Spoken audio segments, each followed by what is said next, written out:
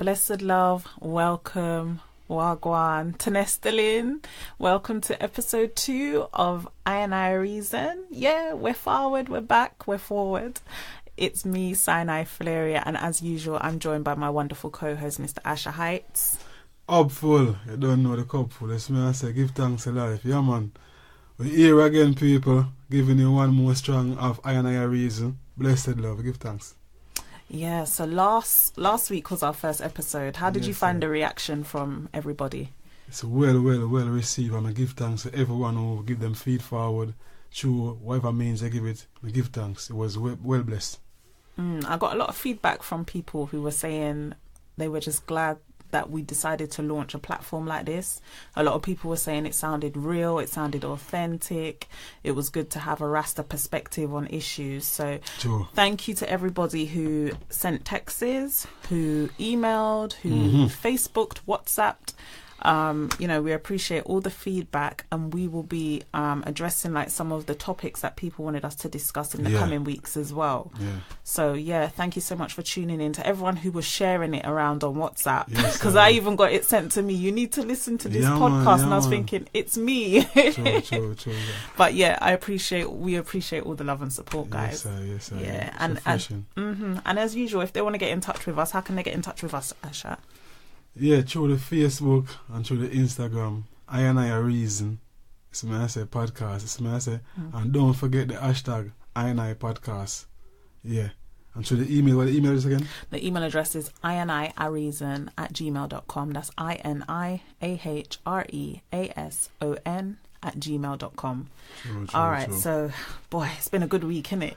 Yeah, man. Give thanks. Rastafari, blessings. It's been a good week. The beast from the east is gone. So those are people who were messaging me saying, what's the beast from the east? Like people abroad. I was like, okay, it's really, really cold. It's like -9 outside. We're walking around in snow boots. That's now gone. Spring has returned. So everyone's kind of smiling and got a spring in their step, which is good. Yeah, the place get brighter and more, you know. The energy is more. It's me, I say the sun is shining more and everyone is feeling more bouncy.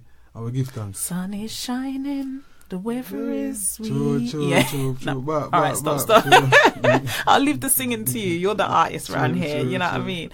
But also, this week's been a big week for you as well. Tell everybody why.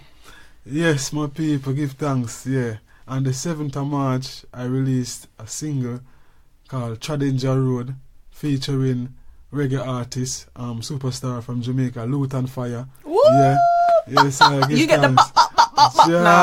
Rastafari. Yeah, it's a nice track, people. It's on all platforms, ready to download. Go and check it out on iTunes, Amazon, and all the rest of them. Let's check it out. What's the name of the track again? Tradinger Road. Tradinger Road, yeah. All right, people. So listen, Asher's got a brand new track out, released on the 7th of March, called Tradinger Road, featuring the one and only Lutan Fire. Go and get it. It's on iTunes, all them good download sites.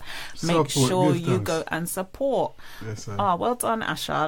That's a big move. Yeah, man. I give thanks, man, because Lutan Fire is one of my artists from a long time. And for come do a tune with him after I buy so much CD of his from over the years, and for come do a tune with him now. Yeah. It's a joy, you know, for me give thanks. Must be good working with him. You must be gassed. Are you gassed? I am well, as the youngsters say. Gassed, man. Well gassed. Well gassed. Yeah, he's well gassed, peeps.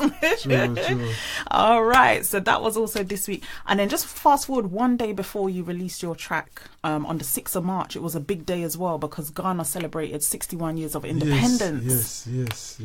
So we got to big up all our Ghanaian listeners and family and friends. Happy independence, Ghana. Do give thanks. Rastafari, blessings. Man. I don't know. I mean, Ghana's like one of them places that you feel like, even though you're from of Caribbean descent, you always hear so much about Ghana. Like you always hear Caribbean people talking about Ghana. You know, Ghana is like the grandmother, you know. That's what I say. You know, the grandmother is like where you're from in the Caribbean is like your mother, but Ghana is like the grandmother, and every children love to be around their grandmother. You understand? So we look forward always to being around Ghana or getting some Ghana vibes or meeting Ghana people wherever in the world they are. That's a nice, warm welcome and a joyful vibes. Yeah, man, I culture, no? Yeah. No, but Ashanti, you know. Of course. And as well, like, I just want to say, like, So Ghana gained independence from the British. They were the first black African country to break away from European colonial powers, which was the British. And that was in 1957. So, 61 years ago, they were the first black country to get independence. So, yes, sir. It was an important time. And then obviously a little while after that, 5 years, I think Jamaica became independent as well, 1962. 1962, Jamaica became independent, Yeah. So, we got to big up all our Ghanaian friends. Yeah, man, salute, man, give thanks. Yeah, and of course the great Kwame Nkrumah. A student of Marcus Garvey himself. Yeah, man, we give thanks. Yeah, man, it's a great vibes. And he was also linked with the AU as well. Yeah, the African Union with Haile Selassie. Yeah. I know he did a lot of work as well with His Majesty, but also with Malcolm X in the US. So that he was a great sort of man who took part in civil rights, not just in Africa, but also had some involvement in the African American civil rights struggle too. Yes, sir. So we've got to big up all the Ghanaians, but also I just wanted to drop a few facts because I'm sick and tired of people saying, Africa's poor, Africa ain't got nothing. Ignorant people. All of them people there, you just need to just sit down for a minute and listen. Listen. You might get vexed with what I'm going to say, but me not care. So listen, Ghana is not poor. In fact, Ghana is the second largest producer of cocoa in the world. The second largest producer of cocoa. Facts. Yeah. Right? And then also, when you're looking at natural resources, in terms of diamond reserves, Ghana is 9th on the list in the world of having diamond reserves. So they're bling and see it. They're in the top 10. Yeah. So we need to kind of get over this idea. Don't look at the imagery you're showing on your TV, on your 6 o'clock news and starving people. No. Them images could have been, recycled from 60 years ago or whatever it is. I'm not saying it is, but I'm just saying it could be, right? We need to open our eyes and look past that and see, okay, natural resources. A country is 9th in terms of diamonds. And we can't forget they were formerly called the Gold Coast. Yeah. So they got enough gold there too. There we go. So we need to educate ourselves on the motherland, especially, true, and open our eyes. Yes, sir. Man. So, just a few little facts. Everyone else can go and research because it's the age of information. So. Yes, people. Go and do your own research, people. And find out some more stuff. If you got more stuff on Ghana that you want me to know or you want me to read out, feel free to email it to us at iniareason@gmail.com. Yes, sir. Boy, Asha. I don't even know if I want to touch this subject, but... I always subject that now. Did you see the thing in the news last week? I know, I know,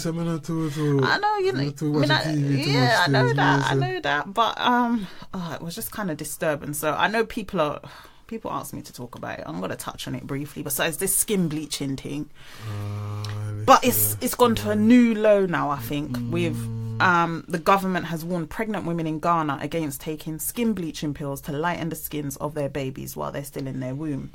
And I'm telling you, it shocked me. It shocked me. Lightning. I had to reread what I was reading. Like, did I just read that? Did I just read that correctly? Fire burn. And I don't want to be like critical and stuff, but apparently it's a new trend. Everybody wants a light skinned baby apparently. And so let me just read what it says for people who are not aware of the story. So it says Ghana's Food and Drugs Authority, the FDA, has officially warned women against the practice of taking bleaching pills to lighten the skin of their unborn child. Despite warnings, however, skin lightening pills are often smuggled into the country in large quantities through airports and carried into the country in people's luggage. Now, there are side effects, like it could cause damage to your newborn baby, your unborn baby. So it could damage their organs.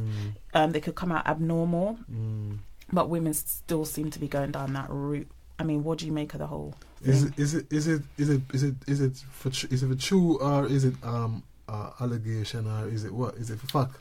Well, it's saying that Food and Drugs Authority has officially warned women. So if they've officially taken out this warning, I would assume that there's been too many cases of it happening where they need to issue an official statement or an official warning. I don't think it's really hearsay, because that's disturbing. It is, isn't it? That's very disturbing, for real. No, my people. Come on, my people. No, come on, my people. No, no, no, no. If you want to do what you do for yourself and hurt yourself, that will be upon you and the Almighty Himself. You understand? But don't hurt an innocent child them way they purposely by taking something because you want you get brown and the baby get brown. Come on now. Suppose the baby want be black.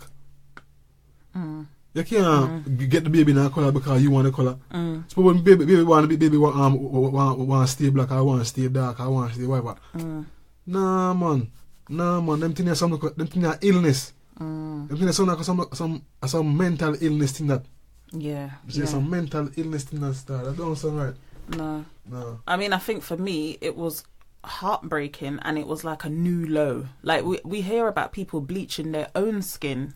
You know, we've heard about that for years. And as much as it vexes us that adults are doing it, but to take it and before the child even has a chance to come out, you've made that decision for yourself that it would be better if you do that. You know? That's a sick mind, you know? Sick mind. The mentally ill. Straight. That's all I can say. Yeah. Mentally ill. Because no one in their right mind, in their sound mind, would ever make a decision like that. No. No. I mean, I wouldn't want to think so. But then it makes you question as well, what kind of things are going on in Ghana for the women to feel the need to do that? You know, what is going on that would make you... Is it just a case of, okay, it's an isolated issue, they're not confident, or they don't love the skin they're in? What is going on? What's the bigger external thing that's happening that is forcing them to do this? Do you know what I mean? Is it society? Is it music videos? Is it magazines? Is it TV? I don't know. These things can have some kind of contribution towards them kind of movements, you know. But at the same time, you yourself have to make the last decision on what you want to do with your life and even your baby's life. You can't really put all the blame and all the emphasis on what go on outside, because you know what I mean? You have to know yourself. You have to know yourself, and you have to make your own decision and be responsible for your own decision as well. You understand? Yeah, I really say you're not really sound to be out there as a civilian. Right. If you can be easily influenced like that. Yeah. True. Yeah. I mean, and that could be the same for like any other country. That could be the same for South Africa, Nigeria, Trinidad and Tobago, Jamaica. It could be said for anywhere that even if, you know, society is pushing an agenda where, you know, if you're brown, stick around, if you're black, get back. You have to know in yourself, listen, I was born this way, I was made this way by the Most High Jah. I love the way He made me, and embrace it. And if you're strong enough, whatever is going on TV, magazines, Miss World pageants or whatever, you just feel like, okay, there's no one that looks like me, but it don't mean say I'm not beautiful, because I look in the mirror and I know say I'm beautiful. You know? What I will say though still is that we need the parents them to teach the children from them young that teach the princes to be strong young princes so they can grow to be strong young kings, and teach the princesses to be strong young queens so they can grow to be that as well. You understand? And teach them in that way, give them all the tools them need, and also all the artists them, producers them have a great role, because people tend to follow the fashion in music. And it's like a pipe papa, and I mean, kind of a pipe papa thing are going where wherever the tune play, the people them dance to and move to, and the fashion go with the music there, and whatever and all these things. So it's like musicians have a part to play where they need to be more responsible of the kind of sounds and words they put out same way, because the children are listening and I follow. It's true. Yeah. It's true. So it's even like when, you know, certain singers would sing about light-skinned girls or whatever, it kind of makes women feel like, oh, okay, they're not singing about they make them dark, so I feel like there needs to be some accountability with not just musicians but also with parents as well. Don't be I mean, I'm not saying, I was kind of lucky that the way I was brought up, I was always told about my culture and my roots and to love yourself and you're black and you're beautiful. That was always instilled in me from when I was way high. But for some people who haven't had that, I feel like they can be easily wavered or their self-esteem could be damaged by things like, oh, there's no dark-skinned girls that look like me in a music video. Whereas me, I'm like, oh, they ain't got no dark-skinned girls. All right, keep it moving. Let me put on a video with a dark-skinned girl in it anyway. You know what I mean? So I feel like we have to go back to the drawing board of self-love. And the parents, like I said, the parents have to take responsibility as well. I feel like if you arm your child with so much self-confidence in themselves, whether they're dark skin or light skin, no matter what society says about them or what society is trying to push on them, they will be armed with so much confidence from their parents, from their grandparents, from their family, that none of that can touch them. You understand? And I feel like that's where it comes from. You know, that's what we got to start with, is the way we're bringing up our future kings and queens, like you said. You know what I mean? But boy, I don't even really want to touch on that too tough. But I'll just, you know, I'll keep an eye on this story and see if there's any further developments. But yeah, man, let's move on to some good news. Up full. Up full, the cup now full. Cup full. Oh, is the cup full? Yeah, man, the cup always full, man. All right, I'm saying it wrong, people. I'm saying it wrong. Rastafari always make the cup full, you know? So anyway, in good news now, let's move on to the dancehall world.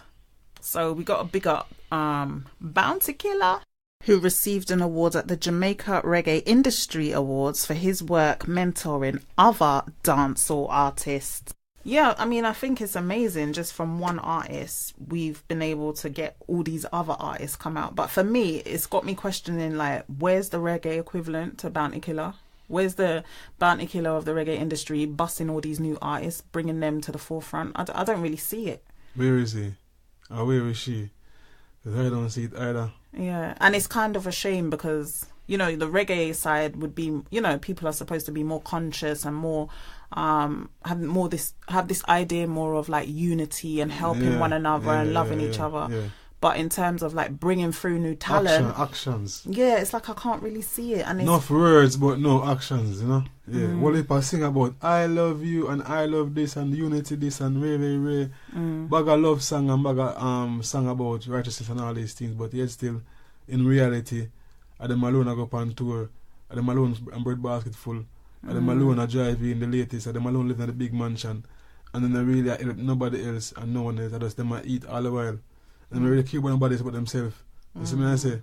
Not every single one, but enough of them. And them need to change and think because the more you help the youth them, the better the place I can get. You have more people who can afford certain things, who can live certain way, and who can stop doing certain things, which affect the place. True. You understand? So if you have more youth, create more job and create more opportunities, then you have less violence, less crime, less everything we're wrong. You get me? I say, yeah. So well, hopefully, you know, things might change. Hopefully, hopefully things might change. Yeah, man. So it's already almost the weekend, and I'm like, oh, it's the weekend. The time just seems to be moving so fast these days, man. Fast. You know, just the other day it was like everyone was preparing. Oh, it's gonna be the new year, and now it's like it's March. No, it did. Yeah, man. Summer, April again, Easter again. Before you know that summer, yeah, the whole thing go right round. No. Yeah, but this Sunday is what they call Mothering Sunday in the UK. So it's Mother's Day. Okay. Do you celebrate Mother's Day? I think you're gonna burn fire upon it, innit? I'm not gonna burn fire upon it. You know, I just emphasize the point that every day is Mother's Day for I. You know, and if I man could show her mother every day how much I love her and everything same way, why not do it every day? True. I'm not gonna choose one day to do it. So it's like, yeah, man, once your mother is here, show the love and appreciate love her and give her the strength and everything we need to give her right now. You understand? Every day. But I feel like society is getting too caught up in these days thing. And it's like, oh, it's Mother's Day on Sunday. So it's like everybody's like, oh, yeah, they're going to buy flowers and cards and, oh, we're going to do Mother's Day on Sunday. And I'm like, yeah, okay, it's one day. But then if you don't pay your mum any mind for the whole year, and then because it's Mother's Day, you're running around there. Yeah, one day. It's like, I find it a bit hypocritical. It is, yeah. You know, and then it's the same with like Father's Day or, I mean, I don't do Valentine's Day, but if that's the only time you're going to show your partner that you love them, is all because it just seems like it's all for this day. It's a business. See, I knew you was going to burn fire upon it. It's a business. You know, so, yeah, it's like the more I'm have things for sell. So them sell them bun and cheese in the Easter. Oh, you know what I say? And them sell them red rose and them wine and champagne in a February in a Valentine's. And them sell them almond, turkey and bag of things in a Christmas. Trickmas? He's saying Trickmas, instead of Christmas. So it's like a portion of thing going. Them always try to benefit some way, and them always target the black nation because them know they are the biggest spending nation. You know what I mean? Biggest consumers. So them always find something for give it for buy. True. And spend on. True. I just feel like every month there's something. And I feel like if I was following every single celebration on the Western calendar, I feel like I won't have no money. Giddy man. Spin around. No, because you think of January's New Year's, February would be Valentine's, March is Mother's Day, April is Easter, then May you have your bank holidays where you got to do your DIY or whatever. June is Father's Day, then July is, it just seems like there's always something. And I feel like, are we celebrating the right things for the right reasons, or are we just going along with the crowd? I feel like we need to really ask ourselves, what are we doing? Do you know what I mean? Because I feel like sometimes it's too much. So out of all these days, how come there is not one day where the government give up power for one day? That would be a good day. Because they don't want to. There we go. They don't want to. I mean, I feel like they're just introducing more and more, because even October used to be Black History Month. Well, it still is in the UK. Then it turned to Breast Cancer Awareness Month. So you got to buy your pink breast cancer awareness. Yeah, so breast cancer awareness is October as well. So you got to walk around. So you buy your pink pin. I mean, it's only a couple of pounds, or you might donate to a charity. But then now they've made it Stocktober. So if you're going to stop smoking, you do it in Stocktober, which is October. So then you have to buy your cigarette substitutes or whatever it is. It just seems to be like there's more stuff. And then I saw on the TV, there's this other thing where you're giving up chocolate. I think it's in the month of February as well. And you have to sign up. But that's if you want to, I suppose. But there just seems to be like so many things. Like, can't we just get up, have a bath, say our prayers, have breakfast, take the children to school, go to work, come back, make dinner, watch TV and go to bed? That's the ideal. It's always like, that's the ideal. I got to go and get this card. I got to go and do this. It's just too much. It's too much. Can we just live? True, like an arm stop on a wheel. Yeah, like we're always running, man. Non-stop. Oh, but anyway, listen, I'm not dissing Mother's Day. I think it's a brilliant thing. I'm just questioning, there's so many things to remember. That's what I'm questioning, but big up all the mummies and all the mummies to be. And if you've just had a new baby, congratulations. And make sure you go and you pamper your mum, not just on Sunday, not just on Sunday. No, try and check in with them every day. Try and tell them you love them every day. And you might think, oh, it's a bit corny, but we don't know how long we're here for. There we go. Here today, gone tomorrow. So while you're here, live good and spread love, man. Spread love, yes, yeah. And show the people who care that they care. You understand? Yeah. Nice words from you there. So yeah, happy Mother's Day for all the mummies on Sunday. That was episode 2 of I and I Are Reason with me, Sinai Flary, and the one and only, the one who loves to bun fire upon everything. You don't know what's going on. Asha Ice to the universe now. Up full, cup full. Yeah, man. All right. So remember, if you want to get in touch with us, you can hit us up on social media. You can find us at I and I Are Reason Podcast on Facebook, Instagram and Twitter. Don't forget, you can send us an email to iandiareason@gmail.com. And if you want to get involved in the conversation, don't forget to use the hashtag. The